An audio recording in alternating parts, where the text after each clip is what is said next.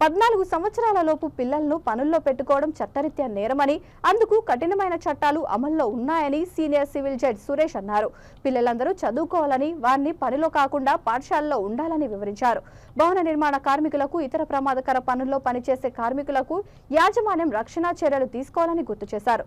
జిల్లా కేంద్రంలోని భవన నిర్మాణ కార్మిక సంఘం భవనంలో మేడేను పురస్కరించుకొని న్యాయ చైతన్య సదస్సు జడ్జి సురేష్ ప్రసంగించారు. ఈ కార్యక్రమంలో sub inspector Aruna, court liaison officer Sampath Reddy, traffic inspector Shyam Sundar, పట్టణ భవన నిర్మాణ కార్మిక సంఘం అధ్యక్షుడు శంకర్, మేస్త్రీ కార్మిక సంఘం నాయకులు, సభ్యులు పాల్గొన్నారు. ప్రజలు వారి హక్కులు, బాధ్యతలు తెలుసుకొని ఇబ్బందులకు గురి కాకుండా సుఖ సంతోషంతో ఉండాలన్నది మా సుప్రీంకోర్టు వారి, హైకోర్టు వారి ఆదేశం. దానికి అనుగుణంగా ప్రతి నెలలో కొన్ని కార్యక్రమాలు ఏర్పాటు చేయడం జరుగుతుంది. ఈరోజు ఈ కార్యక్రమానికి మీరు అనుమతించినందుకు మీ అందరికీ కృతజ్ఞతలు.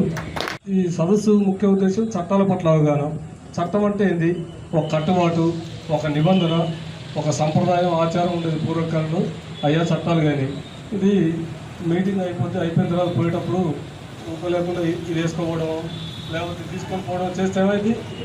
తప్పు అయింది. మనకు తెలిసిన నైతికంగానే పక్కన వస్తువు తీసుకోవడం తప్పురా అని.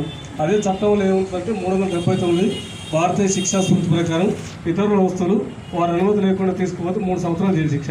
అయ్యో అదేంటండి వాటర్ బాటిల్కే 3 ఏళ్ళు అంటే చట్టం అట్లా రాసింది, మనం చేసేది ఏం లేదు. అట్లే మనం జడ్సం కాబట్టి శంకర్ మేస్త్రి అన్నం బుధం మీద చేయిస్తా, షేక్ హ్యాండ్ ఇస్తా, తగిలించుకుంటే ఏదైనా చేస్తే మరి మన సోదరి ఉన్నారు చేయగలనా వేయలేను. ఎందుకంటే నైతికంగా తెలుసు, సరే అమ్మాయిలు జోలిపోతే ఆడపిల్లలు జోలిపోతే తప్పురని. అదే చట్టంలో సెక్షన్ 354 భారతీయ శిక్షా స్మృతి ప్రకారం స్త్రీ తత్వానికి భంగం కలిగి పనిచేసినట్టయితే 5 సంవత్సరాలు జైలు శిక్ష. అట్లాగే రేపుకి ఒక జైలు శిక్ష, మర్డర్కి ఒక జైలు శిక్ష, కొట్టుకుంటే ఒక జైలు శిక్ష, రాయితోని కొడితే ఒక జైలు శిక్ష, మామూలుగా చేతిని కొడితే ఒక శిక్ష, రాయితోని కొడితే ఒక జైలు శిక్ష, మామూలుగా కొట్టడం ఎక్కువ గాయం కలగజేస్తే 3 ఏళ్ళు జైలు శిక్ష, అదే రాయితోని కర్రతో కొలిచి గాయం కలగజేస్తే 14 ఏళ్ళు జైలు శిక్ష, మధ్యాహ్నం పూట చేస్తే దొంగతనం ఒక జైలు శిక్ష, ఇట్లా నడుచుకుంటూ పోయి చేతుల నుంచి గుంజుకొని దొంగతుంది ఒక శిక్ష, రాత్రిపూట ఇల్లు డోర్లు బద్దలు కొట్టి దొంగతనం చేస్తే 14 సంవత్సరాలు జైలు శిక్ష. అట్లా రకరకాల చట్టాలు ఉన్నాయి, ఈ శిక్షలు ఉన్నాయి. వీటన్నిటిని ఒక దగ్గర కూర్చితే దాన్ని భారతీయ శిక్షా స్మృతి అంటారు. అదొక చట్టం. అది కాక అడవులు నరకడం అదొక చట్టం, అటవీ చట్టం. అట్లాగే వన్యప్రాణులు, జంతువులు వేటాడడం అదొక చట్టం, దానికి శిక్షలు ఉన్నాయి. గంజాయి రవాణా, సాగు, కొనుగోలు, తయారీ ఏదైనా దానికి ఒక చట్టం ఉంది. అట్లాగే సారా రవాణా, తయారీ, కొనుగోలు, అమ్మకం దేనికైనా ఒక శిక్ష, దానికి ఒక చట్టం ఉంది. ఇట్లా దేశంలో ఒక 10,000 చట్టాలు ఉన్నాయి.